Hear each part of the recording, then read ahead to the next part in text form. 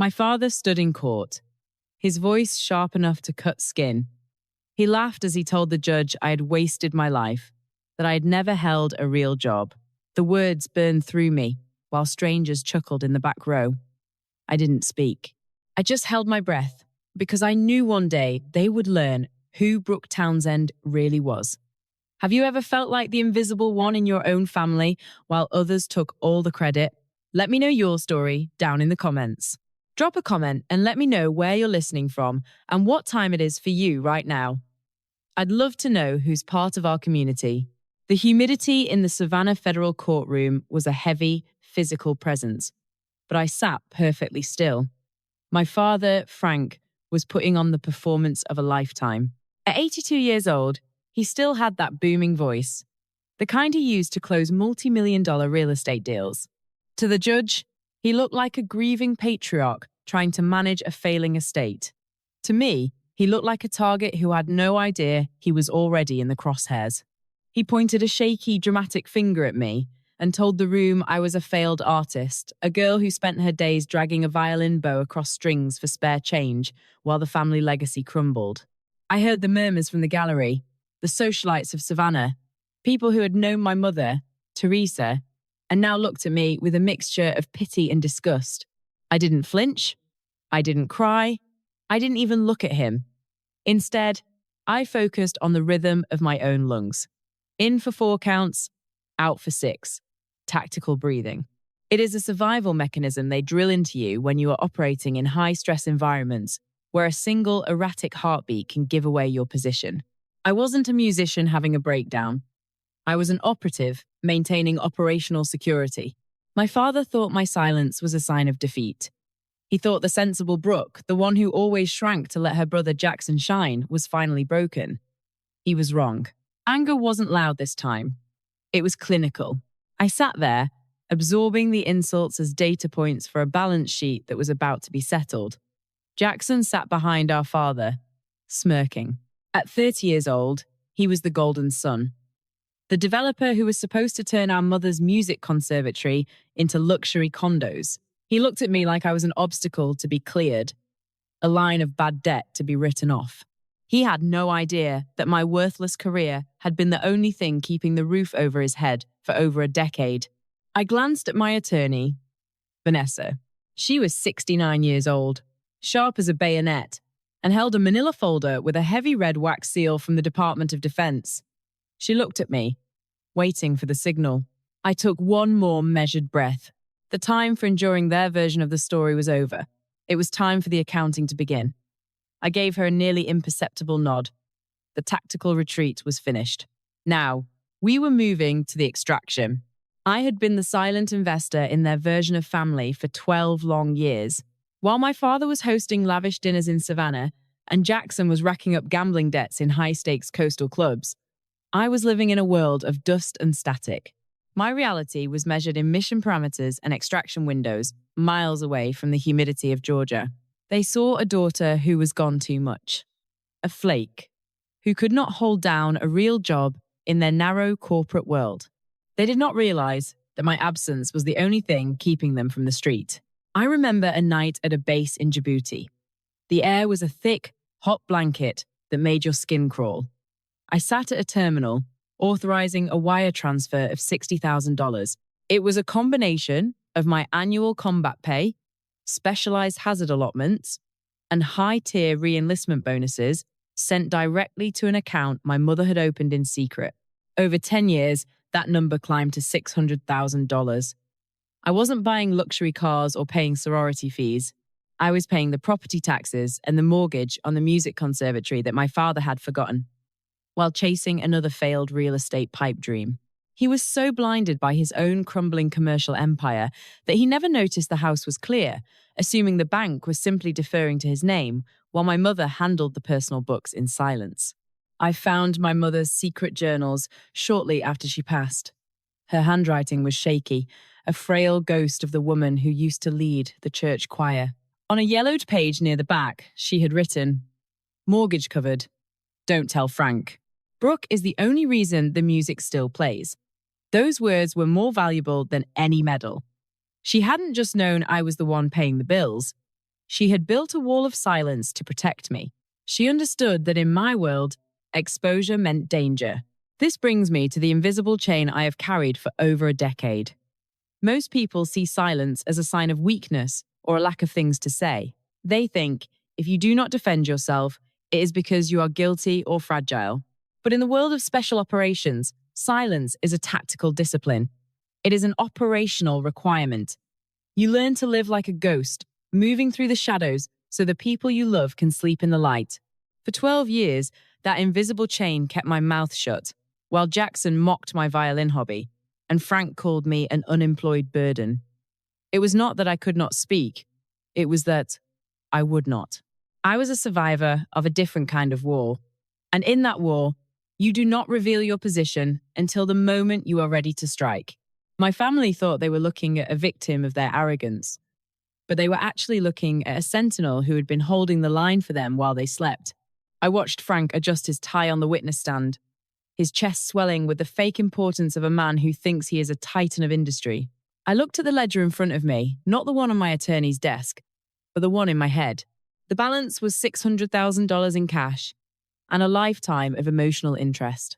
My father had overdrafted on my compassion years ago. Now, the subscription to my silence had finally expired, and I was about to collect every cent of the debt he owed my mother's memory.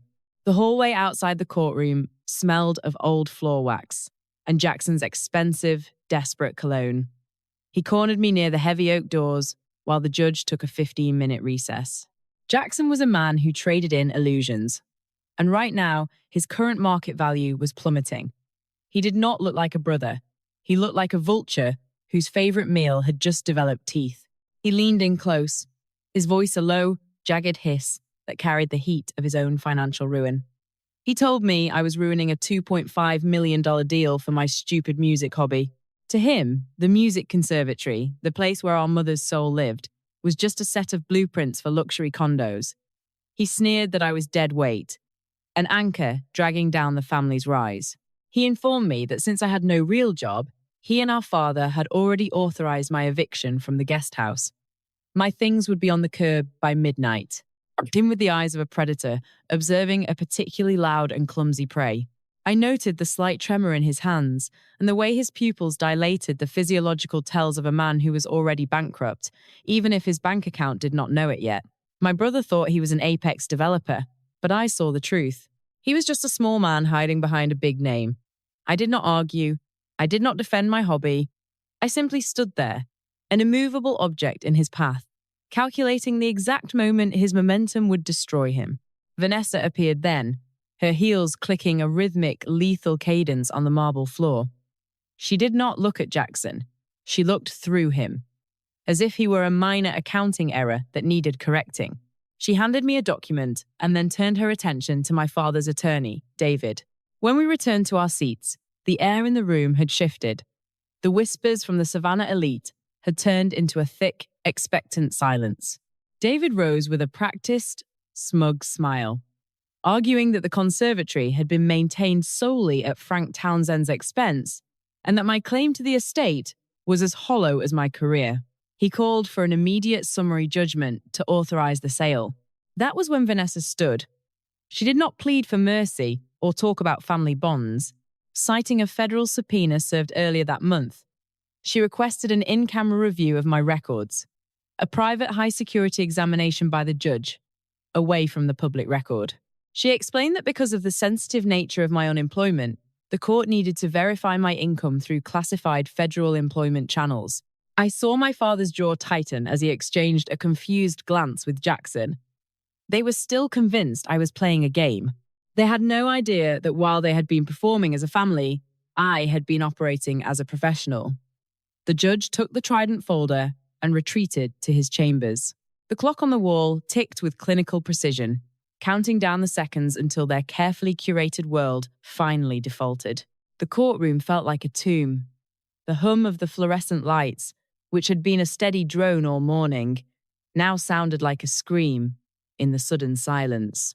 The judge, a man who had seen every legal skirmish Savannah had to offer, stepped back onto the bench with a gravity that made the room grow cold. He held the manila folder with the red wax seal as if it were a live grenade. He removed his glasses rubbed the bridge of his nose, and looked at me with a gaze that held a new, piercing clarity. "Mr. Townsend," the judge began, his voice carrying the kind of authority that left no space for doubt. "This court has completed its private review of the sealed documentation provided by the Department of Defense. It appears there has been a massive, fundamental misunderstanding regarding your daughter's professional history and her contributions to this estate." Frank leaned forward, a smirk still ghosting his lips. He was likely expecting a lecture on my delusions or a dismissal of my fake evidence. He was still playing the role of the Titan, unaware that the stage was about to collapse beneath him. "Verification is confirmed," the judge continued, his syllables sharp and deliberate. "For over a decade, she has served as a Special Operations Intelligence Specialist, seconded to Naval Special Warfare. She was an elite operative, a member of the SEAL community, operating under classified status. The air did not just leave the room. It vanished. It was as if a shockwave had ripped through the pews. Aunt Nora's heavy designer bag thudded against the hardwood floor, the sound echoing like a gunshot. David, my father's attorney, stopped mid-motion as his expensive fountain pen dragged a jagged, ugly ink blot across his legal pad. Jackson's face went from an arrogant developer's flush to a sickly, translucent white. He looked at me, and for the first time in 30 years, his pupils did not show greed. They showed pure, unadulterated terror. I remained seated, my hands folded, my pulse a steady 60 beats per minute. I did not need to gloat. The truth, once spoken by the state, had a lethality that my violin never could. I watched the smirks on the faces of the Savannah socialites in the back row evaporate. They realized they were not sitting in a room with a failure. They were sitting next to a predator who had operated in shadows where their vacations never reached. At the very back of the room, George, the old veteran who had watched every minute of this charade in silence, slowly stood up. He adjusted his cap, straightened his spine with a rhythmic click, and raised his hand to his brow. He gave me a crisp, silent military salute. He did not say a word, but in that gesture, he gave me back my name. He recognized a comrade where everyone else had seen an anchor. My father looked like he had shrunk in his chair. The bravado he wore like armor was gone, leaving only a small man in an expensive suit that suddenly looked 3 sizes too large. For 12 years, he had written a story about my uselessness to cover his own defaults. Now, the state had rewritten the ending. I felt the invisible chain I had carried since Djibouti finally snap. I was standing in the light, and for the first time, my family was the one trapped in the shadows. The silence in the room was no longer a sign of shock. It was a vacuum of power. I watched my brother, Jackson, stare at his hands as if they did not belong to him. He was right to be afraid. Those were the same hands that had signed my name while I was 10,000 miles away, serving in a world he could not even imagine. Vanessa did not give them time to breathe. She pulled a second set of documents from her briefcase, these ones stamped with the seal of a federal credit union. She explained to the court that while I was deployed, Jackson had discovered one of my military pay accounts. He assumed I was a ghost, a sister who would never return to check the ledger. He had forged my signature to withdraw $150,000 to cover his own failing real estate debts. The judge's eyes narrowed as he reviewed the forensic signature analysis. The civil dispute over the house had just transformed into a criminal investigation for forgery and grand larceny. My father, Frank, lunged to his feet, his face a mottled purple. He did not defend his son's honor. He did not deny the theft. Instead, he began to plead for family mercy and blood loyalty. This was the moment his illusion of the empty wallet finally shattered. For years, Frank had carried himself like a king, using the status of a wealthy Savannah mogul to look down on me. But as the numbers were laid bare, everyone in the room saw the truth. His status was a rental. He had been using my combat pay to fund the very lifestyle he used as a weapon to call me worthless. He was a man with a heavy title and an empty vault. Without my secret contributions, his power was just smoke. Frank's voice was raw as he begged me to think of the family name. I looked at him, and I did not feel anger. I felt clarity. I reached into my own folder and produced a final legal document, It was a specific clause in my mother's will that Frank had clearly overlooked. It stated that if my father was ever found in violation of financial management or fiduciary duty, the legal control of the entire estate would immediately revert to me. I walked across the floorboards that I had paid for with a dozen years of my life. I handed him a single, folded sheet of paper. It was not an apology. It was an eviction notice. He looked at the paper, then at me, his mouth working, but no sound coming out. I have spent more than 10 years protecting strangers in places you will never see, I said, my voice clinical and unshaken. Now, I am protecting my mother's legacy from you. I watched the last of his arrogance evaporate. Jackson was already being escorted out by the bailiffs for questioning. My brother was a thief, and my father was a fraud. The accounting was finished. The debt was paid in full. The final gavel strike did not just end a court session. It closed a theatre. The federal agents were waiting in the hallway for Jackson, and the district attorney was already filing the paperwork for my father's indictment for charity fraud and embezzlement. My brother, the golden son who thought he could forge a life out of my combat pay, was being led away in handcuffs. Frank stood there, his face a map of ruin, realizing too late that the daughter he called a burden was the only reason he had not been homeless a decade ago. I did not stay to watch them plead. I had already done my accounting, and the balance was zero. I returned to the conservatory as the sun began its slow descent over the Savannah marsh. The house did not feel like a point of contention anymore. It felt like a sanctuary. I sat on the front porch, the same one where I had discovered my mother's secret journals. The yellow light bulb above me hummed with a quiet, steady persistence, casting a golden glow over the weathered grey boards. I picked up my mother's violin. I did not play a song of war or a tactical march. I played the melody she used to hum in the kitchen, the notes rising through the humid Georgia air like a debt finally forgiven. This is the justice of the seed sower. For 12 years, I had been trained to protect, to serve, and to endure in the shadows. I had been a sentinel for strangers, while my own family treated me like an afterthought. But real justice is not just about punishing the people who hurt you. It is about what you plant in the space they used to occupy. I used the $600,000 I had recovered from the secret accounts and the assets from the saved estate to establish the Brooke Townsend Music Scholarship. It would fund the education of students in this town who had the talent, but none of the resources, the invisible ones, like I had been. I realized then that the ultimate revenge was not seeing Frank and Jackson lose everything. It was building something so beautiful that their cruelty became entirely irrelevant. They had built their lives on the illusion of the empty wallet, performing a status they had not earned. I was building a legacy on the truth of who I actually was. As the last note of the violin faded into the evening, I heard the crunch of gravel. George, the old veteran who had sat in the back of the courtroom every single day, walked up to the edge of the porch. He did not mention the seals or the classified missions. He did not ask for a story. He just looked at me with the eyes of someone who truly saw me, not as a musician or a disappointment, but as a sister in arms. "Welcome home, comrade," he said, his voice gruff but steady.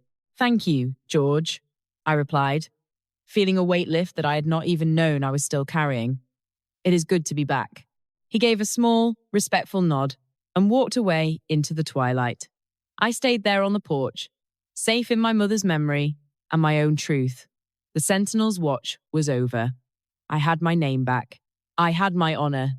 And for the first time in my life, the light was left on just for me. If this story of Brooke reminded you that your true value is written by your actions and not the words of people who try to keep you small, hit the like button and share this video with someone who needs to hear it today. Don't forget to subscribe to our community for more stories of justice and resilience.